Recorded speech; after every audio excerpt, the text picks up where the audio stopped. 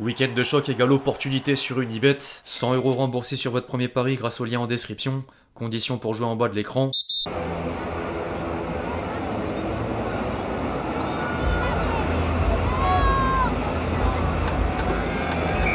L'équipe, j'espère que vous allez bien. Aujourd'hui, nouveau 5. Au programme du jour, un bilan de la première journée de phase de Ligue des Champions, dont un focus sur les clubs français, un lot d'informations autour des entraîneurs Manchester City et du Real Madrid par rapport à Mbappé, les premières critiques concernant le nouveau format de la meilleure des compétitions, les premiers mots d'Adrien Rabiot sous le maillot de l'Olympique de Marseille, avant de conclure en images avec la compile de buts traditionnelle. Bref, je vais pas en dire plus, détails dans la suite de la vidéo, les amis, je compte sur vous pour m'éclater le compteur de j'aime, utile en ce moment pour améliorer le référencement de la chaîne. Merci à tous ceux qui le feront. J'invite toujours ceux qui l'ont pas encore fait à télécharger gratuitement l'application SofaScore pour ne rien manquer du long week-end de foot qui nous attend. Score en direct, classement, statistiques et j'en passe. Le lien est dispo en description. «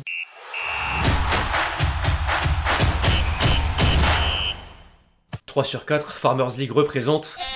Plus sérieusement, Lille aura lancé la campagne de Ligue des Champions des clubs français sur une triste note après la défaite chez le Sporting de Gyökeres, mais les trois autres représentants tricolores ont su redresser la barre, à commencer par Paris. Le PSG a battu Girona sur le fil dans un match plus que poussif dont l'une des seules leçons à retenir est les 3 points. Un certain Samir Nasri partageait d'ailleurs le même avis dans le canal Champions Club. Tout le monde a dit c'est un nouveau PSG, j'ai vu des attitudes, des choses. Après ces 90 minutes, j'ai rien vu de tout ça. Encore heureux qu'il gagne contre Girona, c'est une équipe du chapeau 4 et le PSG est censé être un prétendant crédible à la victoire finale. Si ce soir on dit que c'est juste la victoire qui compte, le débrief dure 1 minute. Luis Enrique tenait néanmoins à mettre en avant la victoire parisienne en conférence de presse. On a eu 70% de possession face à une équipe qui l'a d'habitude et qui peut se qualifier. J'ai beaucoup aimé notre deuxième mi-temps. Le rythme technique et physique a été bien supérieur à Gérone et on a eu des occasions pour marquer. Mais j'ai beaucoup souffert pendant ce match, plus que pendant un accouchement, et j'ai assisté à plusieurs, même si j'étais pas le principal protagoniste. Comparaison improbable en prime. Survenaient ensuite les deux meilleures performances de la semaine made in Ligue 1, entre l'exploit de Monaco devant un Barça certes réduit à 10. Les Monégasques ont profité du carton rouge d'Eric Garcia suite à une erreur de Ter Stegen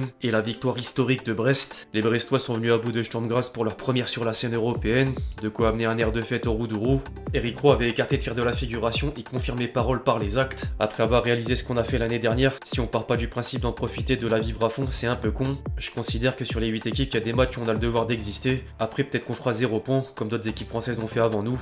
La balle perdue pour l'OM au passage. Du coup, 3 clubs français sont dans le groupe de tête. Le classement veut encore rien dire, mais démarrer de la sorte est plus qu'important au niveau confiance à l'instant T, comme sur le plan comptable à la 8e et dernière journée de la saison régulière. En parlant de chiffres, tout indique que la différence de but restera en faveur du Bayern.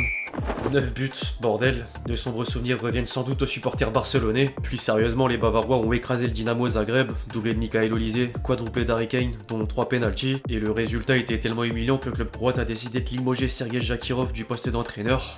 Un autre entraîneur pourrait subir le même sort dans les prochains jours. L'AC Milan s'est incliné devant Liverpool et la presse italienne souffle que Fonseca jouera tout lors du derby de la Madonnina dimanche. La Serie A verrait déjà la liste des licenciements s'agrandir après l'éviction de De Rossi, tout juste remplacé par Ivan Juric à la Roma. En parallèle, le remake de la finale de Ligue des Champions 2023 aura fini sans vainqueur, ni le moindre but. Les tabloïds anglais devront encore patienter avant de voir le 100e but d'Haaland sous les couleurs de Manchester City. Au rayon extra-sportif, d'autres problèmes bien plus graves arrivent au premier plan. Un consultant déclaré au cours de la semaine dans Génération After sur RMC que le club mancunien est concerné par 35 chefs d'accusation concernant le manque de coopération avec la Première Ligue, en plus des 115 infractions financières initiales, et ajouter que les sanctions peuvent être très graves. Quelques jours plus tard, le Télégraphe vient de sortir un papier pour expliquer que si le champion d'Angleterre est retenu coupable, il pourrait ne pas être banni qu'en Première Ligue, mais de toutes les compétitions. Ligue des Champions, Coupe du Monde des clubs, Coupe d'Angleterre, Coupe de la Ligue anglaise.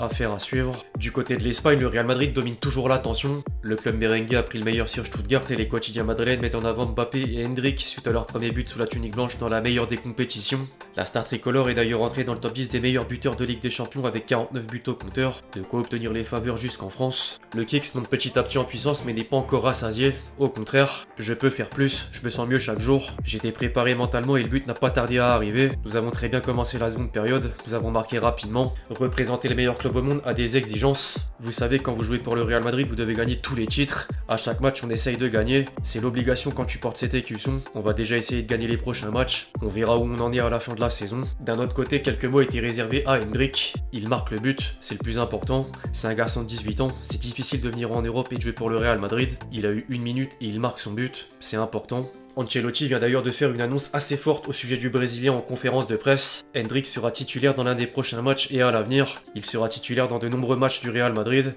Étant donné sa qualité, c'est assez évident. C'est un garçon très humble qui parle très peu et travaille très dur. J'aime vraiment ça. Le choix du Mister devrait vite créer des problèmes au sein de l'attaque du Real Madrid. Tout le monde avait déjà remarqué que Rodrigo a de moins en moins de temps de jeu. Quelques indices ont même montré que la situation l'agace. Et les prochains changements d'Ancelotti vont rien arranger pour le Brésilien. Marca rapporte que l'entraîneur madrilène va demander un effort de repli plus conséquent aux attaquants, passer à 4 milieux et hors de question de toucher au duo Mbappé-Vinicius. Conséquence directe, Rodrigo devrait être sacrifié dans le nouveau système.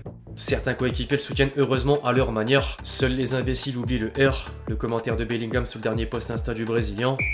Maintenant j'ai une question, les amis, qu'avez-vous pensé de la Ligue des Champions nouvelle formule après une première expérience? En tout cas les critiques fusent sur les réseaux sociaux, en bien comme en mal, et l'avis d'un certain Daniel Riolo dans l'Afterfoot sur RMC valait le détour. Pour lui le nouveau format a quelques points négatifs dont la quantité de matchs, impossible de suivre plusieurs matchs en même temps, la volonté non avouée de remplacer les championnats nationaux et en fait reproduire l'idée de la Super League que l'UEFA remettait en cause.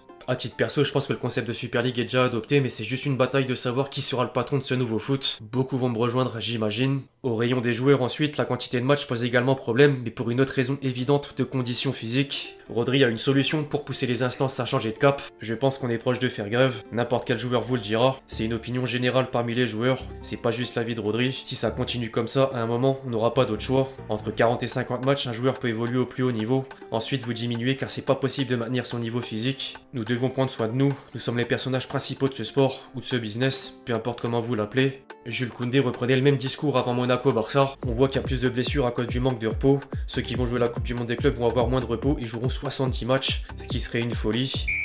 Près d'une semaine plus tard, les choses sérieuses commencent pour Adrien Rabiot à l'Olympique de Marseille. L'ancien Titi parisien a posé sous le maillot olympien avant de livrer ses premiers mots en conférence de presse. Il confirmait en préambule que Benassia a joué un rôle majeur. En discutant beaucoup avec Benassia, le coach et le président, ils m'ont exposé le projet ambitieux de l'OM. J'ai adhéré tout de suite. Deserbi a une certaine cote, on sait ce qu'il est capable de faire. Rabiot répondait ensuite aux critiques. J'ai rien à expliquer à qui que ce soit, je fais ma carrière. On peut se rendre compte que rien n'est impossible dans la vie. Avec de l'expérience et d'autres circonstances, on peut se rendre compte que les choses sont différentes. Peut-être que ça en a déçu certains, mais ce choix m'appartient.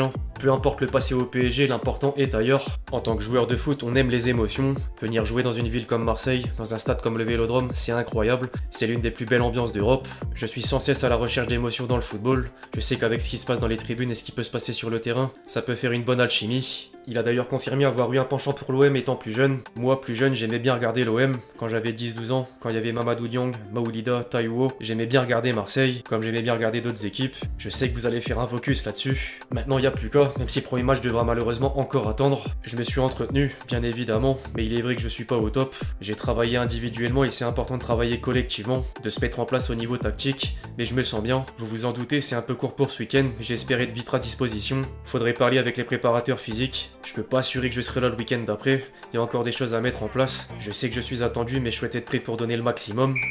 Enfin, dernière séquence, compile de buts traditionnel à saveur, évidemment cette semaine, Ligue des Champions. Dernière seconde par Antalya Sport. Oh, tentative très lointaine. Oh, c'est Dodo. De Bast, la frappe de Regardez l'effort qu'il fait pour dédoubler. C'est un repique intérieur. But. Monaco à Cliouche. De l'autre côté avec peut-être une solution pour rentrer à l'intérieur. très bien travaillé sur Moussiala. La déviation et le bijou.